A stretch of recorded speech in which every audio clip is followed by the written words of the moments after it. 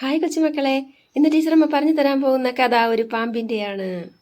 പണ്ടൊരു ഗ്രാമത്തിൽ ഒരു പാമ്പ് അലഞ്ഞു തിരിഞ്ഞു നടക്കുകയായിരുന്നു. ഭക്ഷണത്തിന് വേണ്ടി അവൻ എല്ലായിടത്തും അലഞ്ഞു നടന്നു. അങ്ങനെ നടന്ന് അവൻ ഒരു പണിശാലയിലെത്തി. ആശാരിമാരുടെ പണിശാലയായിരുന്നു അത്. അവിടെ ഈർച്ചവാളും കത്തിയും മാണിയും മുട്ടികളും എല്ലാം ഉണ്ടായിരുന്നു. ഇതൊക്കെ കണ്ട് പാമ്പ് അതിൻ്റെ ഇടയിലൂടെ വല്ല എലിയെയും കിട്ടുമോ എന്ന് അന്വേഷിച്ച് ഇങ്ങനെ ഇഴഞ്ഞിഴഞ്ഞു നീങ്ങി. അപ്പോഴാണ് അവനൊരു വേദന അനുഭവപ്പെട്ടത്. അവൻ്റെ ശരീരത്തിൽ ഒരു വേദന അനുഭവപ്പെട്ടു. അയ്യോ, എൻ്റെ ശരീരം എവിടെയോ വെച്ച് മുറിഞ്ഞ പോലെ. ഓഹോ, എൻ്റെ ശത്രുവായിരിക്കും എന്നെ വേദനിപ്പിക്കുന്നത്.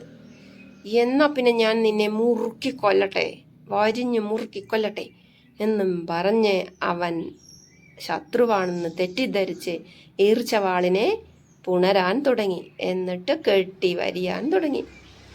വരിയും തോറും അവൻ്റെ ശരീരത്തിൽ മുറിവ് കൂടിക്കൂടി വന്നു. അവൻ പറഞ്ഞു, മനസ്സിലിങ്ങനെ പറഞ്ഞു, നിന്നെ ഞാൻ വെറുതെ വിടില്ല. നീ എന്നെ എത്ര വേദനിപ്പിക്കുന്നുവോ നിന്നെ ഞാൻ അതിൻ്റെ ഇരട്ടി വേദനിപ്പിക്കും.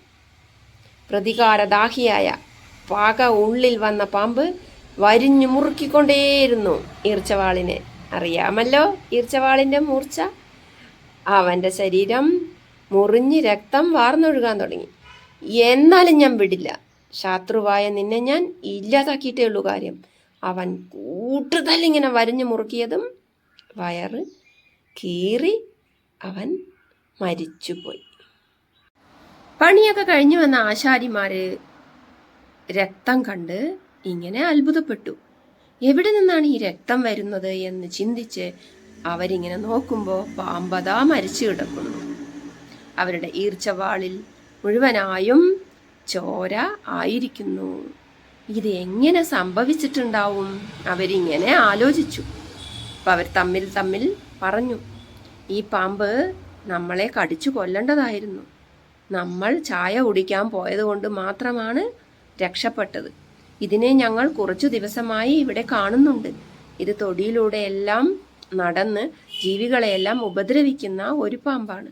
കുറേ ജീവികൾ ഇവൻ്റെ കടിയേറ്റ് മരിച്ചു പോയിട്ടുമുണ്ട്. എന്തായാലും ഇവനൊരവസാനമായല്ലോ. അവർ ഇങ്ങനെ പറഞ്ഞ് ആശ്വസിച്ചു. ഈർച്ചവാൾ മുഴുവനും എന്തായി? രക്തക്കറ ആയിരിക്കുന്നു. അവരത് കൊണ്ടുപോയി കഴുകിയെടുത്തു.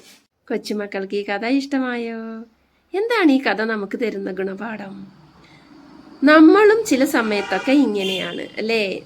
നമുക്ക് ശത്രുക്കളുണ്ട് എന്ന് കരുതുകയും ശത്രുക്കൾ നമ്മളെക്കുറിച്ച് പറഞ്ഞു നടക്കുകയാണെന്ന് നമ്മൾ വെറുതെ തെറ്റിദ്ധരിക്കുകയും അവർക്കെതിരെ നമ്മൾ മനസ്സിൽ പക കൊണ്ട് നടക്കുകയും പ്രതികാരത്തിനായി നമ്മുടെ ജീവിതത്തിൻ്റെ വിലപ്പെട്ട സമയം മാറ്റിവെക്കുകയും ചെയ്യുന്നു. നമ്മുടെ വിലപ്പെട്ട സമയം നമ്മൾ കളഞ്ഞു കുളിക്കുന്നു. സത്യത്തിൽ അവരൊന്നും ഇത് അറിഞ്ഞിട്ട് പോലും ഉണ്ടാവില്ല. അവരൊന്നും നമ്മളെ പറഞ്ഞിട്ടും ഉണ്ടാവില്ല. നമ്മൾ അങ്ങനെ തെറ്റിദ്ധരിച്ച് ശത്രുക്കളായി കരുതി പലരെയും തെറ്റിദ്ധരിക്കുന്നു. അത് പാടില്ല.